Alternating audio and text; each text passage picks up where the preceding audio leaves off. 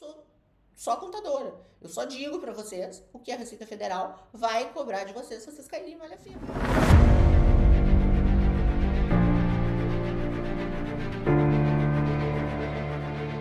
Bom dia, boa tarde, boa noite, Bitcoiners do Brasil e do mundo que me acompanham aqui no Declarando Bitcoin. Gente, que saudade que eu estava do YouTube. Esse vídeo aqui foi gravado exclusivamente para vocês e só vai rodar aqui no YouTube. Eu vim aqui hoje principalmente porque eu percebi que grande parte de vocês que me seguem aqui no YouTube não baixaram ainda o nosso e-book gratuito do Manual Básico do Investidor. Então eu vou deixar o link aqui abaixo desse vídeo para vocês baixarem e seguir. Esse guia é muito importante para quem está começando ou quem já começou e ainda não fez nada, ainda não sabe exatamente quais são suas obrigações, como declarar, quando declarar, limites, prazos, enfim. E eu vou fazer um apanhado geral aqui com vocês, mas recomendo sim que vocês baixem aqui e guardem isso como livro de cabeceira, ok? Bora comigo! Nós vamos falar aqui de conceitos básicos que todo investidor iniciante em criptomoedas deveria conhecer, ok? Todos! Se tu já começou, se tu não começou ainda e vai começar, presta atenção que isso aqui tudo te diz respeito. Vamos lá! DAA ou IRPF. Gente, declaração de imposto de renda pessoa física ou declaração de ajuste anual é a mesmíssima coisa. É a declaração do imposto de renda anual, conhecida popularmente como declaração de imposto de renda. Periodicidade anual. Tu vais fazer isso uma vez por ano, ok? Instrução Normativa 1888 de 2019. A Instrução Normativa 1888 de 2019, ela institui e disciplina a obrigatoriedade de reporte das operações realizadas com criptoativos à Receita Federal do Brasil. Custo de aquisição, muito perguntada essa, custo de aquisição.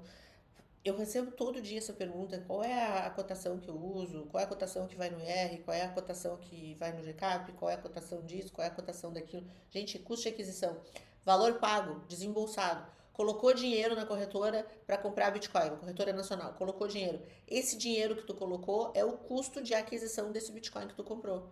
É isso. Ele não vai mudar, ele não vai ser corrigido, ele não vai coisa nenhuma. É isso.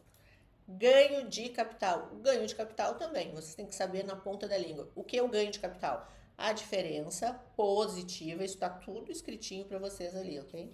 A diferença positiva entre o valor da alienação e o custo de aquisição. Isso vai ser o ganho de capital. Então, é o teu valor de venda menos o valor da compra. Essa variação positiva é o teu ganho de capital.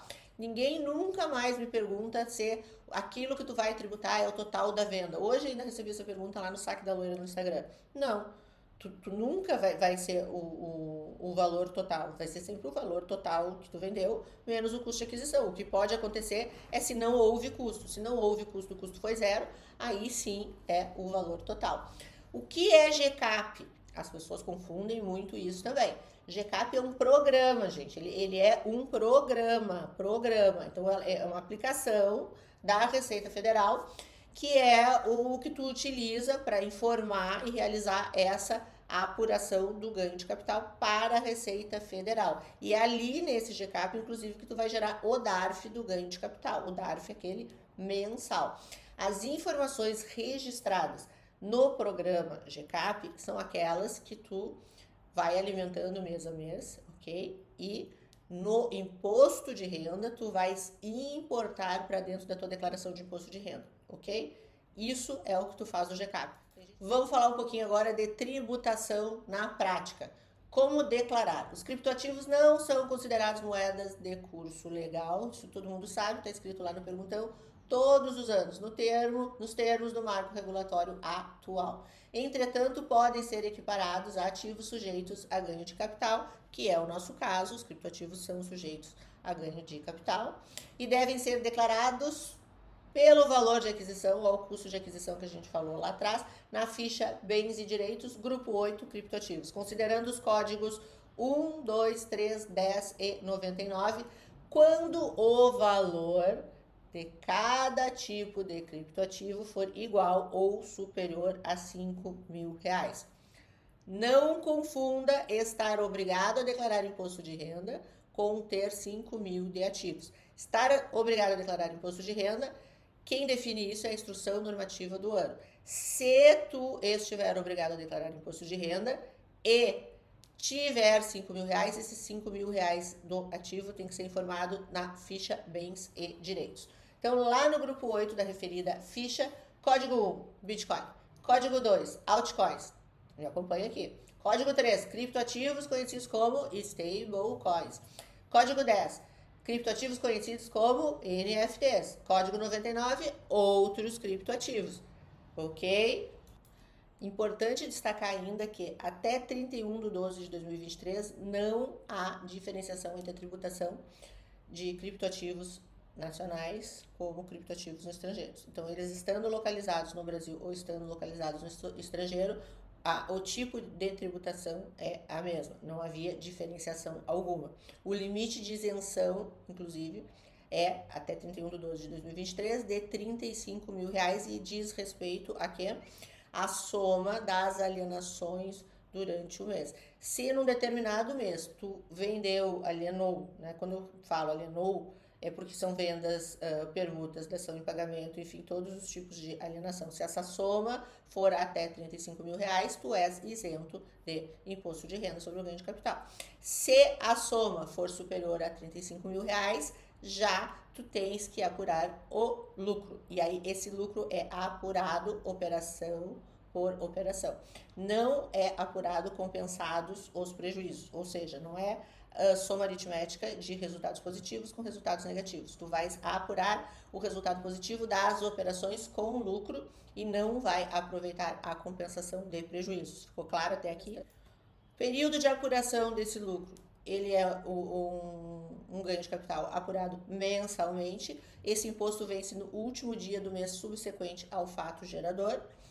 Isso tu vais recolher por meio de um DARF, que eu já falei para vocês, que é emitido lá no programa gerador dos ganhos de capital. De novo, aqui o limite de isenção, como eu também já expliquei anteriormente, relativo às alienações de até 35 mil reais por mês, com relação ao conjunto de criptoativos, ou seja, não é cada criptoativo tem isenção de 35 mil reais, com relação ao conjunto, tu ficas isento naquele mês, ok? Caso o valor ultrapasse, e aí sim tu vais apurar sobre as alienações com resultado positivo, ok? As permutas são tributadas? Essa é uma pergunta sempre que me traz muito hate, mas eu quero deixar claro que isso tem que ficar muito claro aqui.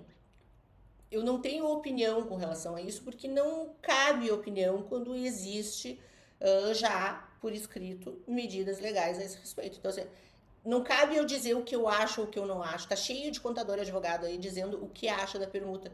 Tanto faz o que eu acho. É a mesma coisa de dizer o que eu acho a respeito da expressão imposto é roubo. Tanto faz o que eu acho, deixo de achar. Eu não acho nada, gente. Eu não crio regras, eu não crio leis. A questão da permuta é uma questão já definida pela Receita Federal. Até que se mude algo ou que se ganhe alguma ação no sentido contrário, o que está valendo é isso que a Receita Federal diz. E a Receita Federal diz, e já disse repetidas vezes, escreveu repetidas vezes por meio de solução de consulta, que as permutas são tributadas. E aí não adianta alguém me dar hate por conta daquilo que eu digo que a Receita Federal disse. Tem que ir lá dar hate na Receita Federal. Tem que ir lá ingressar com uma medida judicial com relação à Receita Federal. É isso. É sobre isso. De resto, é opinião pessoal e não importa aqui. Então, o ganho de capital apurado na alienação de criptomoedas, quando uma é diretamente utilizada na aquisição de outra, ainda que a criptomoeda de aquisição não seja convertida previamente em real ou outra moeda fiduciária, isso quem diz é a Receita Federal, não é a Ana Paula, é tributado pelo imposto sobre a renda da pessoa física, sujeito a alíquotas progressivas, devendo o valor da alienação da criptomoeda ser avaliado em reais pelo valor de mercado que tiver na data do recebimento. É a Receita Federal que diz isso, ok? Não é a Ana. A Ana está lendo para vocês aqui um trecho daquilo que a Receita Federal diz, ok? Então não me odeiem, não me xinguem, porque não sou eu que digo. E eu vou evitar aqui de entrar em qualquer coisa que seja opinião pessoal, porque não importa. Opinião pessoal aqui não importa. É mera satisfação pessoal ficar reinando aqui sobre o assunto. Declaração pré-preenchida, gente. Declaração de ajuste anual pré-preenchida, ela contém informações que são aquelas que a Receita Federal já tem a teu respeito. Informações bancárias, informações de renda já informada anteriormente em DIRF. No caso de cripto, informações de despesas médicas, por exemplo, pagamentos, enfim. Tem várias informações hoje, vocês se apavoram quando puxam a pré-preenchida que a Receita Federal já tem a respeito de vocês. Mas com relação a criptoativos, o que ela traz? Ela traz o saldo informado pela Exchange Nacional em 31/12 do último ano. Então, a declaração esse ano de 2024 era referente a 2023. O que ela trouxe? Ela trouxe o saldo em quantitativo, certo? Informado pela Exchange Nacional, que tu tinhas lá em 31 de dezembro de 2023. Por que em quantitativo? Porque a Receita Federal não tem instrumentos para calcular custo de aquisição. Por exemplo, tu pode ter comprado um criptoativo no exterior, ter transferido para a Exchange Nacional, a tua quantidade lá ser uma quantidade X, e onde essa nacional, ela só tem o custo referente àquilo que tu compraste nela. Ela não sabe o quanto tu pagou disso no estrangeiro. Então, portanto, é uma informação que não quer dizer nada com nada, né? Então, qual é a informação que a Exchange traz e é usada? A questão de quantidade, discriminação do ativo e o CNPJ da Exchange, que é o custodiante. Essa é a informação que vem na pré-preenchida com relação a criptoativos.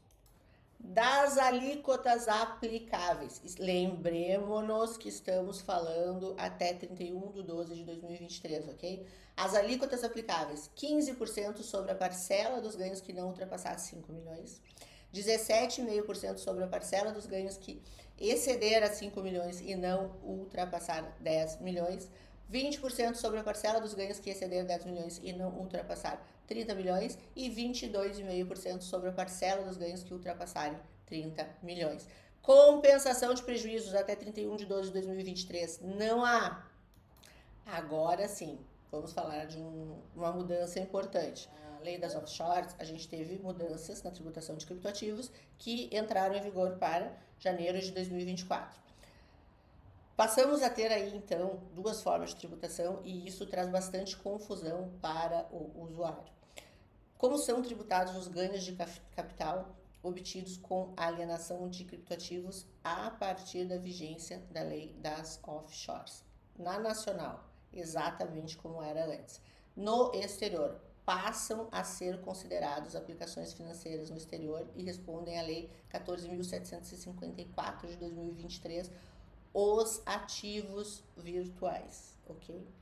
A apuração, ela na nacional não muda, no exterior ela passa a ser anual. A compensação de prejuízos, a partir de janeiro de 2024 é permitida a compensação de prejuízos, inclusive em ativos de natureza distintas, quando isso acontecer no exterior, porque na lei das offshores tem essa previsão legal. A apuração anual com a compensação de prejuízos e uma outra mudança é uma alíquota única de 15%.